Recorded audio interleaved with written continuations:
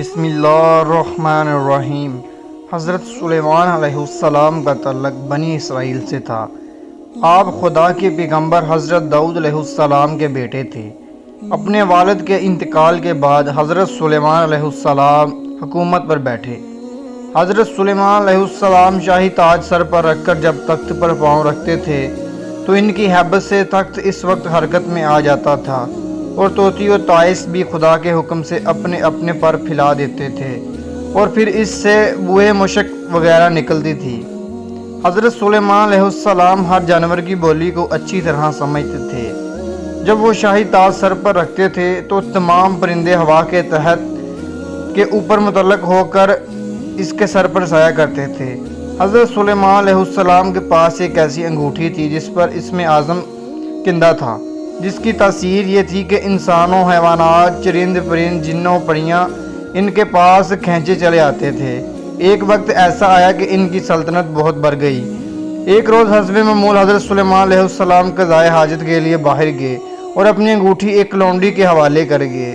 اس دوران دیوں کے ملک کے بادشاہ حمادیس کسی طرح وہاں آ گیا اور لونڈی سے انگوٹھی حاصل کر کے تخت سلیمانی پر جا بیٹھا۔ اسی انگوٹھی کے باعث سارا کاروبار چل رہا تھا۔ چنانچہ حضرت سلیمان علیہ السلام سے سب کچھ چھن گیا اور وہ انگوٹھی کے دوبارہ حصول کے لیے جنگل کی طرف نکل گئے۔ ایک روز حضرت سلیمان علیہ السلام بہت بھوکے پیاسے تھے اور ایک بنی اسرائیل کے دروازے پر پہنچے۔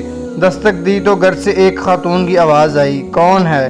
حضرت سلیمان علیہ السلام نے جواب دیا، میں ہوں، جس کی دعوت کرنا لازمی ہے۔ خاتون نے کہا، میرا شوہر گھر سے باہر ہے، اس کی عدم موجودگی میں غیر محرم کو دعوت نہیں کر سکتی، البتہ میرے باغ میں چلے جاؤ، جب میرا شوہر آئے گا تو تیری مراد پوری کر دی جائے گی۔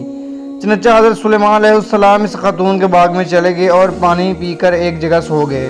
باغ میں کہیں سے ایک کالا ناگ نکلا اور اس کے قریب آ کر پہرا دینے لگا۔ جب اس خاتون کا شوہر باغ میں آیا تو وہ اس منظر کو دیکھ کر پریشان ہو گیا۔ اس نے بیوی سے دریافت کیا، یہ شخص کون ہے اور یہاں کیوں سو رہا ہے؟ یہ مسافر ہے اور آپ کے انتظار میں ٹھہرا ہے۔ بیوی نے جواب دیا، حضرت سلیمان علیہ السلام سو کر اٹھے تو ناگ وہاں سے ہٹ گیا۔ خاتون کا شوہر حضرت سلیمان علیہ السلام سے بہت متاثر ہوا اور انہیں اپنی بیٹی کا رشتہ دینے کے لیے پیشکش کی۔ حضرت سلیمان علیہ السلام نے اس شخص کی پیشکش کو قبول کر لیا اور 3 روز قیام کرنے کے بعد وہاں سے کہیں اور روانہ ہو گئے۔ ادھر حمادیس جو ایک جن تھا، اس کی حرکتوں سے لوگوں کو شک گزرا کہ یہ حضرت سلیمان علیہ السلام تو نہیں، کیونکہ حمادیس حضرت سلیمان علیہ السلام کی شکل اختیار کر کے تخت پر بیٹھا تھا۔ لوگوں نے اپنے شک دور کرنے کے لیے ایک تدبیر سوچی، چنانچہ انہوں نے مصنوعی سلیمان یعنی حمادیس کو تورات پڑھ کر سنانے کے لیے کہا۔ حمادیس تورات نہیں پڑھ سکا، اس پر لوگوں نے تورات پڑھنا شروع کر دی۔ شیطان کب کلام الہی سن کر ٹھہر سکتا ہے؟ حمادیس وہاں سے فوراً غائب ہو گیا اور انگوٹھی کو دریا میں پھینک دیا، جسے ایک مچھلی نے نگل لیا۔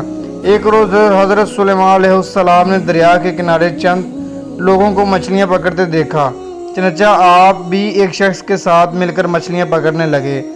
اتفاق سے وہی مچھلی ان کے جال میں آ گئی جس نے انگوٹھی نگلی تھی۔ حضرت سلیمان علیہ السلام نے وہی مچھلی پکانے کے لیے اس شخص سے خرید لی۔ ان کو قطعاً معلوم نہ تھا کہ اس کی انگوٹھی اس مچھلی نے نگلی ہے۔ گھر آ کر حضرت سلیمان علیہ السلام نے مچھلی اپنی بیوی کو دی اور کہا کہ اسے آج شام پکا لینا۔ جب ان کی بیوی نے مچھلی کا شکم چاک کیا تو اس سے انگوٹھی نکل آئی۔